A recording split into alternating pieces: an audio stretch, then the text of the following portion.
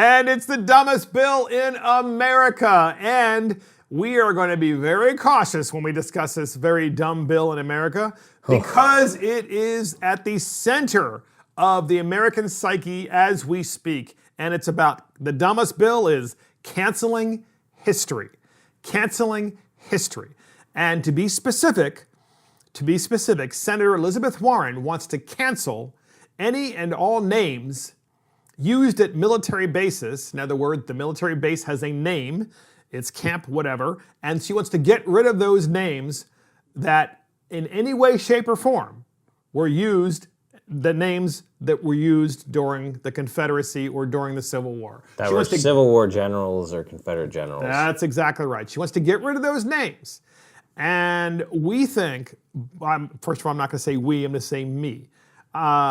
Apparently, there are some Republicans who have signed on to her bill in the United States Senate. The President of the United States says he will veto it. I have no doubt that he will. Look, here's the problem with cancel culture. You can take any individual issue and say, I want to cancel that, any individual part of history, and say, I want to cancel that. And by itself, you can say, oh, well, let me give you all the reasons I'm going to justify canceling that part of history. Then the cancel culture comes at you at the next thing, and then the next thing, and then the next thing. So we have a great example of this. A great example. In the state of Maryland, there is a historical marker on the State House. And many of you may know that the state of Maryland, the State House in Maryland at one point was the headquarters during the Revolutionary War. And it was the seat of government, if you will. Not the headquarters, it was the seat of government. And the thing is, George Washington resigned his commission in Annapolis. So George Washington, after having won the Revolutionary War, resigned his commission against tyranny, yes, right? Against a tyrannical government from England, wanting democracy and wanting to establish a new republic, he resigned his commission. And the thing is, he was the most powerful person in the land. He had literally just beaten the most powerful country in the world. And it was the first time a revolutionary had voluntarily handed over command of his military to a democratically elected legislature. So who does that, right? In history, never before had the winner of a war, who now is all powerful, voluntarily, as you said, Derek, gave it up and said, no, I'm going to give this up because this country deserves a chance. We're going to give it to the civilian. They're going to give it to the civilian government. Give it back to the civilian government. And so, why does that matter? Well, there is an entire room in Annapolis dedicated to him, where the specific room where he resigned his commission, the way it was set up. There's a statue of him, and you can see, the statue of him as he's speaking. Where he was standing. It's pretty spectacular. It's worth seeing.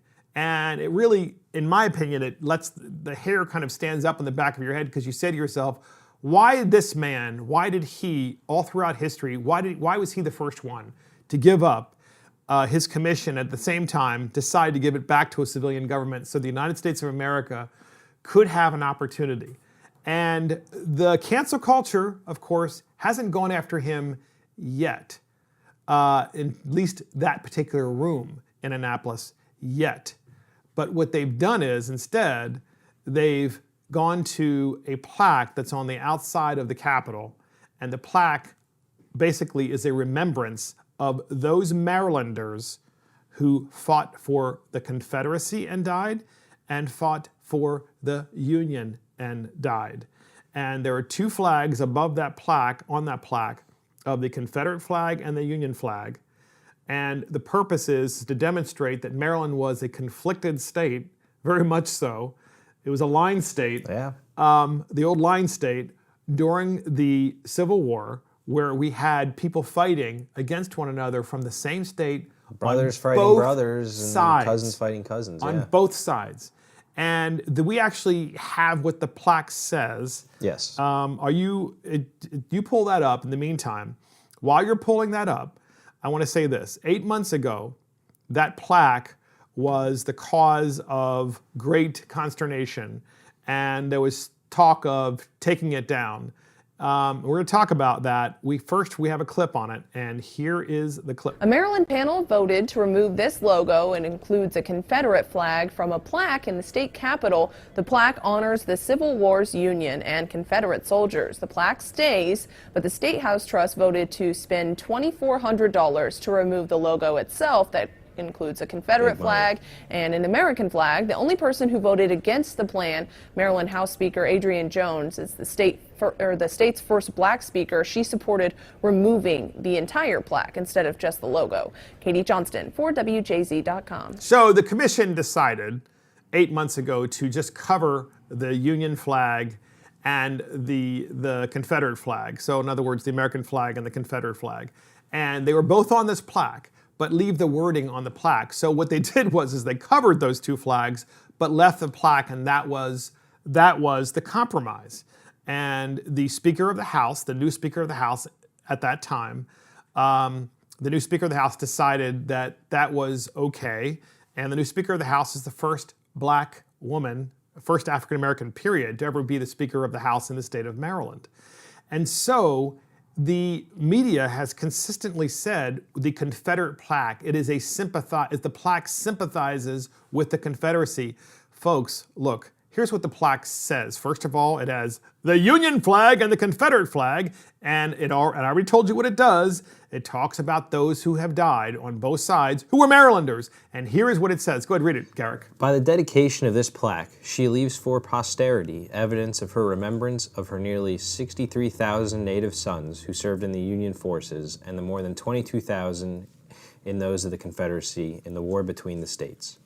In commemorating the centennial of that great struggle between the citizens of this temporarily divided nation in the 1860s, the Maryland Civil War Centennial Commission did not attempt to decide who was right and who was wrong, or to make decisions on other controversial issues. On the contrary, its objective was solely to commemorate important events of the war within the state and to collect and represent documents and information associated with her involvement. By doing so, it seeks to pay tribute to those who fought and died, as well as to those citizens who, during the Civil War, tried to do their duty as they saw it. So there you have it. That's what the plaque says. And the plaque remained, that wording remained, so you could see it after that initial vote, but they covered the two flags. But you could read the plaque. That's what it said. Fast forward, now, just days ago, the same commission said, that's not enough. Because of the cancel culture, because of what's happening in America today, with presumably the Floyd death and other incidences, because of the cancel culture and the lack of civility today, we need to remove the plaque.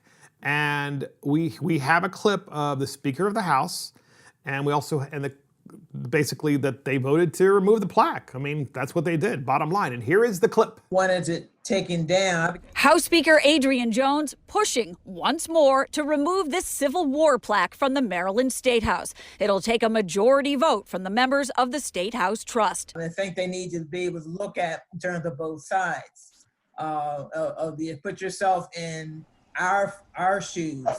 Perhaps you'll see why this is hurtful for those of us of color. So it's certainly understandable that the Speaker of the House, and I want to say this for the record, the Speaker of the House is black. It's certainly understandable the Speaker of the House would say, wow, here's a plaque that talks about what happened in Maryland. The Centennial Commission, 100 years after the Civil War, decided to put this plaque on the State House to remember what had happened in Maryland. And you heard what the plaque actually said because Garrick read it. And it in no way glorifies the Confederacy. It doesn't do that at all. In fact, what it does is it is a historical marker of, hey, this is what happened here. It probably was going to offend some, and probably, if not all, but it happened here. It's part of history. We can't cancel it. What we need you to do instead is to learn from it.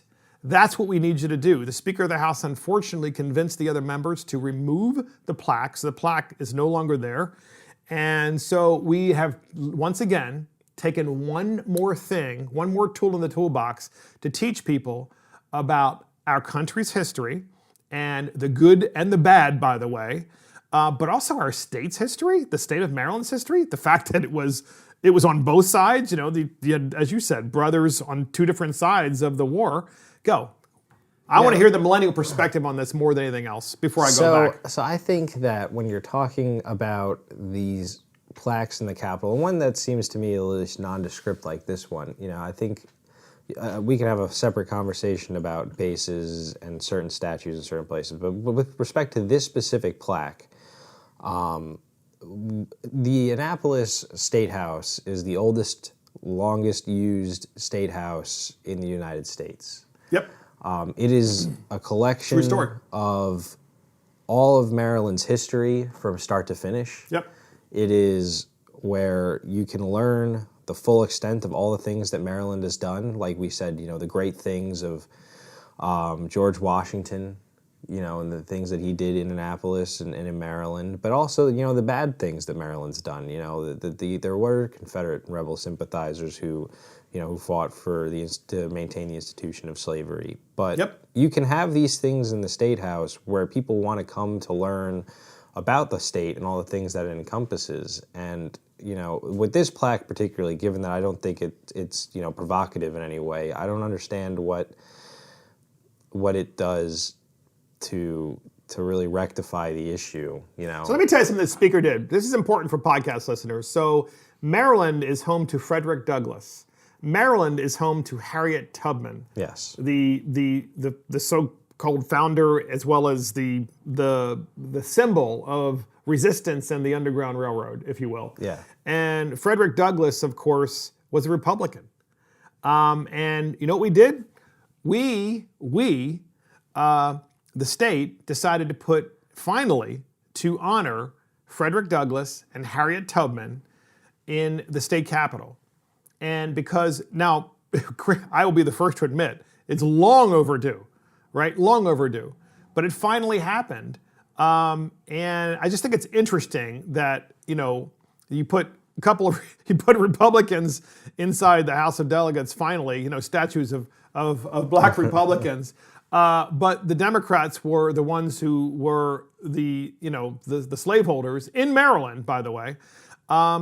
And here I am, a Republican, and I'm saying, look, I don't want this history to stay because I think, you know, those were the good old days or anything like that. It's the opposite. I want it to stay because we are here in the United States of America in the 21st century, in 2020, literally engaged in what I see as a pre-Civil War of people who are trying to cancel our culture and cancel our history. And if there were ever a time when we need to learn from that history, now would be that time about how destructive a civil war is. And we need to learn from that history. We need to learn. We need to stop looking at this and saying to ourselves, it's uncomfortable, therefore we must erase it.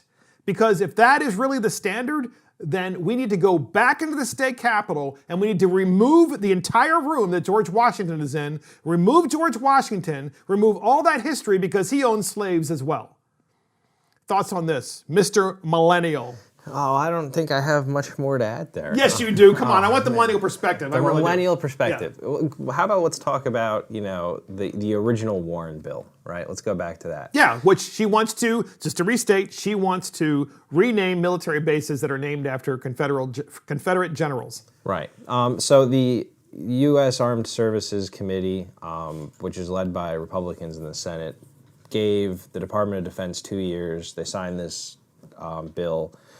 They gave them 2 years to effectively come up with a plan to change the names for a lot of these bases. And as a millennial, and I don't have an issue with this. You know, when I see specifically when we're talking about military bases, you know, to me it is a different conversation than talking about these plaques in these state houses where you're really effectively talking about your state's history and you're supposed to be teaching, you know, what the state has done in various different points. And the progress the state has made on various relations. You know, so like when I see military bases that are named after generals who fought against the U.S. Army, I don't have a problem changing those names. That doesn't bother me. I also don't think that, you know, takes the history out of it because there's still teaching moments and there's still other ways to teach about these issues. But when you're talking about a state and the way that the state conveys its information on people, I think that, you know, these plaques and these documented histories that are on display for people make it easy. Okay. No, I wanted to give you the time. Look, so these generals who fought, these are names of military bases.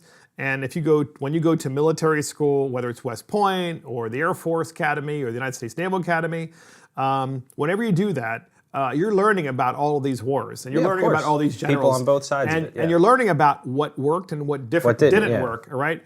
And the benefit of learning that history and to be studied in history and educated in history is so obviously that you don't make similar mistakes again with respect to future wars, future conflicts with adversaries overseas. Yeah, my thing is I don't see that bases are, a part, the name of a base is instrumental in achieving that aim. I would all for teaching why Pickett's charge at Gettysburg was one of the most disastrous military blunders in history. That is of course something that should be discussed in the classes, in the classrooms with these, upcoming inspiring officers. But to me, I just don't see bases as a tool. And here's the problem I have with millennials with respect to this whole issue is millennials, from what I have seen, are unwilling to take a stand because it's hard, because it's uncomfortable to take a stand to say, well, you know what? If they come for George Washington in his room where he resigned his commission, and he created probably one of the single most important historical moments in human history, where civilian authority ruled over military authority. Right. And that's where it happened. Would you guys stand up for that? And that's my problem, because I don't think that you guys ever really have a line in the sand with respect to the importance of learning why that was important, the importance of that history and why it should be passed down. Just like the importance of learning about the Civil War and understanding why that was so damaging to our country, but at the same time so helpful, and it preserved the country obviously we're still imperfect, we see that. Help me out here, because it's a complicated subject, but the fact of the matter is, and I think I said it well before, we just need to be able to have a discussion with each other that I know it's uncomfortable, all right? I know it's uncomfortable, but we need to talk about it. Yeah, so I think the one thing we should say is that everybody in history is deeply flawed. No human being is perfect. It is just truly an impossible concept. Perfection. You can always find fault no matter who. But I think. How about MLK and his opposition to gay marriage? Right? That wouldn't fly by today's standards. But according to cancel culture, every single street that is named after him, which there are tons of them across the country, and every single statue should come down. Right. But it's about finding where the line is. No. I see. That's where I disagree. Either it's either part of history, and you learn from it, and we stop getting away from this participation trophy of, I didn't get a trophy, so therefore I'm going to tear it down, or we cancel everything, which is what but I don't see these as like absolutes in either way. Like we should leave everything, or we shouldn't. Like I think that certain things can embody certain messages. Like we can effectively teach history, but we don't need the names of bases to reflect that. Right. I think we can talk about George Washington doing all these things, but we should also understand that he owned slaves, and that was a terrible thing to do. And we can still take all the great things that Martin Luther King did for race relations. What's the difference between Washington owning slaves and someone fighting to keep their slaves in the Civil War?